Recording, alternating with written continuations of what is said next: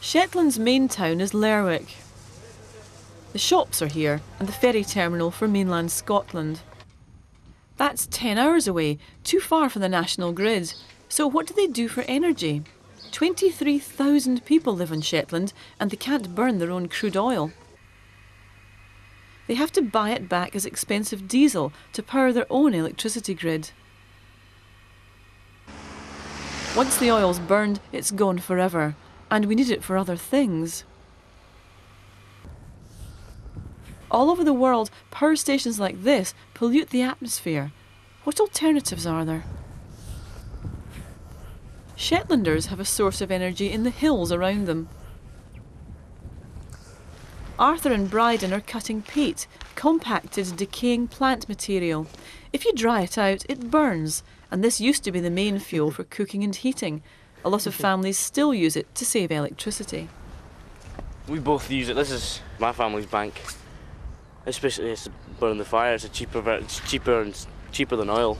So it's just, you don't have to pay anything for it apart from the rights to cut peat at the bank and just a little bit of work in the summer.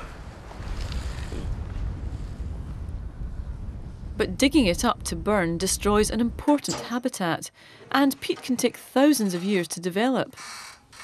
It's almost a fossil fuel itself, not a long-term energy solution. The wind's less hard work, and it seems to blow most of the time. Helen Robertson decided to install a simple wind turbine to heat her water system. It's really good, and it kind of changes your idea of wind, like your glide when it's a windy day, whereas before you weren't glide. We'd been interested in some kind of alternative technology, like a different way of producing the power that we needed, rather as using the grid, which is supplied by fossil fuels like oil. We have a warm house, but we also kind of, we're not contributing to any pollution of the environment or potential pollution of the environment.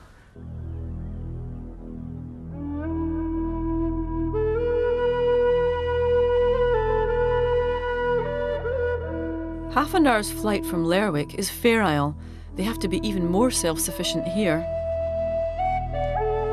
There's only a ferry once a week, and this daily flight if the weather's clear.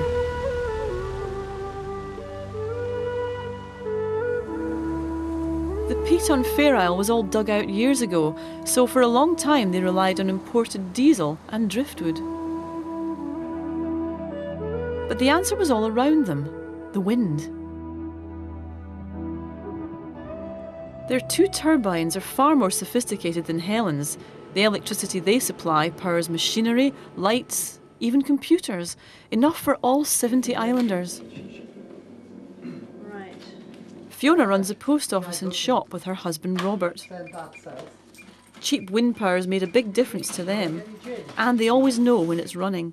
I've been able to look up at the box up there and the green light's on, so I've been able to put the washing machine on and make sure that that was running on the cheaper rather than the diesel power, which is very expensive. So I've been able to do my washing and put the washing out today. And as far as the shop's concerned, there's the lighting available. Especially in the winter time, we notice it when it gets really dark. If we were on diesel power, then that would cut off and we'd be left in the dark, sort of fumbling around looking for the stamps and the change out of the till.